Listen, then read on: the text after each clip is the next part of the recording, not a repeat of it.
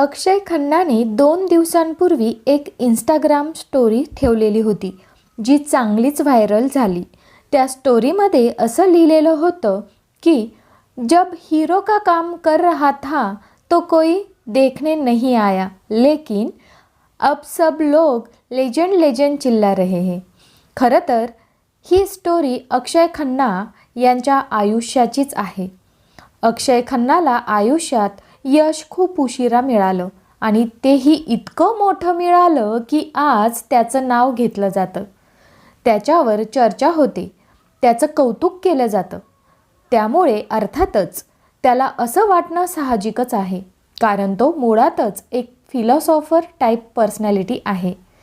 त्याचे मागील काही दिवसात सोशल मीडियावर व्हायरल झालेले इंटरव्ह्यू पाहिले तर एक गोष्ट स्पष्टपणे लक्षात येते, त्याच्यामध्ये कुठलाही इगो नाही आणि हा इगो नसण्याचं मूळ कारण आहे स्लो सक्सेस.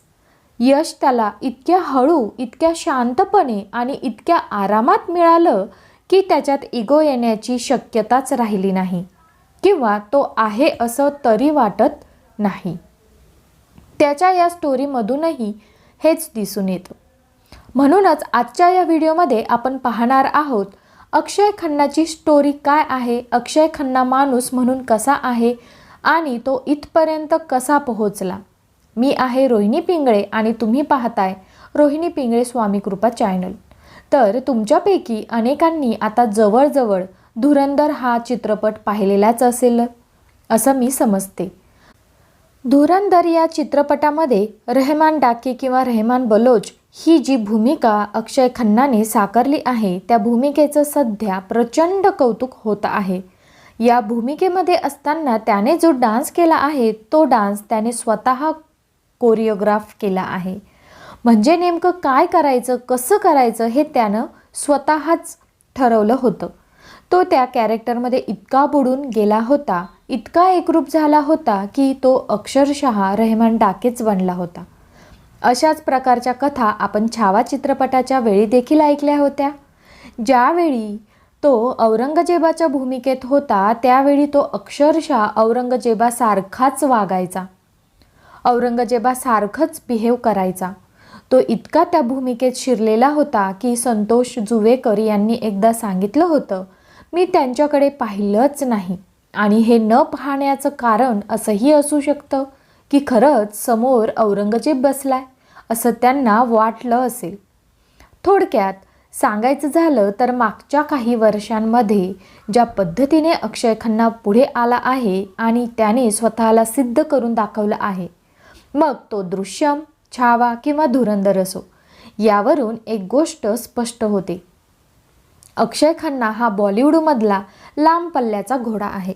अक्षय खन्ना म्हणजे बॉलिवूडचे ज्येष्ठ अभिनेते विनोद खन्ना यांचे पुत्र.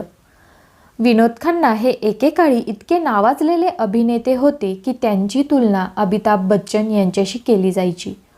पण विनोद खन्नांनी जेवढा दरारा, जेवढा रुतबा कमावला, तो त्यांच्या मुलाला सुरुवातीच्या काळात मिळू शकला नाही. अक्षय खन्नाला नेपो किड म्हणून अर्ली एंट्री मिळाली, हे खरं आहे. सुरुवातीला हिमालय पुत्र या वडिलांनीच काढलेल्या चित्रपटात त्याला संधी मिळाली. त्यानंतर बॉर्डर, मोहब्बत, डोली सजा के रखना असे काही चित्रपट आले. बॉर्डर हा चित्रपट यशस्वी झाला, पण तो अक्षय खन्नामुळे हिट झाला असं म्हणता येणार नाही. त्या चित्रपटामध्ये सुनील शेट्टी, सनी देओल यांसारखे कलाकार जास्त उठून दिसले. अक्षय खन्नाचं काम वाईट नव्हतं, पण ते लक्षात राहिलं नाही, हे मान्य करावं लागेल. तो नेपो किड असूनही सेकंडरी लाईनमध्ये होता, कारण बॉलिवूडमध्ये पहिली लाईन ही खान किंवा कपूर यांची होती. ऋतिक रोशनसारख्या नेपो किडने स्वतःला सिद्ध केलं, पण त्या काळात अक्षय खन्नाला ते जमलं नाही. त्याच्याकडे चित्रपट येत होते, पण एकही असा चित्रपट नव्हता ज्यामुळे तो जबरदस्त अभिनेता म्हणून ओळखला जाईल. 2011 नंतर अशी वेळ आली की त्याला काम मिळणंही बंद झालं आणि अक्षय खन्ना जवळजवळ 5 वर्ष इंडस्ट्रीमधून गायब झाला. पुन्हा कमबॅक केल्यानंतर त्याने वास्तव्य स्वीकारलं. वय झालं आहे, टक्कल पडलं आहे, हिरोच्या भूमिका आता शक्य नाहीत. लग्न न करण्याचा निर्णयही त्याने स्वतःच्या विचारांनी घेतला.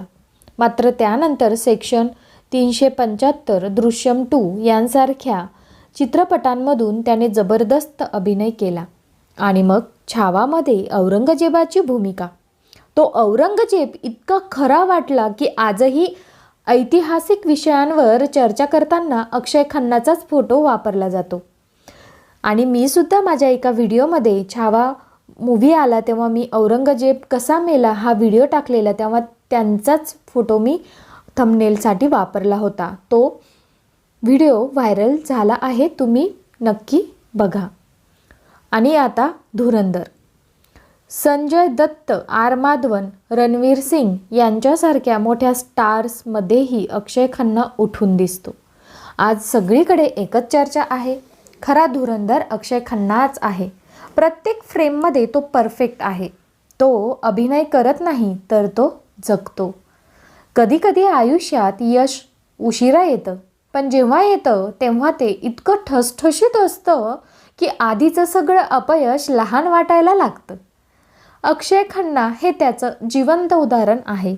हा व्हिडिओ तुम्हाला कसा वाटला ते कमेंटमध्ये नक्की सांगा.